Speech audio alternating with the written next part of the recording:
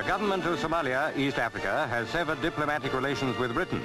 So at Mogadishu, our embassy staff had to say goodbye to the country in which they'd been very happy. In some quarters, the decision was a surprise, and hurried packing was the order of the day. Of course, they all knew that Somalia claims territory in neighbouring Kenya, known as the North Frontier District. But the British Colonial Secretary had ruled that the district is rightly a part of Kenya. So native employees of the embassy were paid off, while the rest of the staff made tracks for the airport. One of them said the departure made diplomatic history because there was no bad feeling on either side.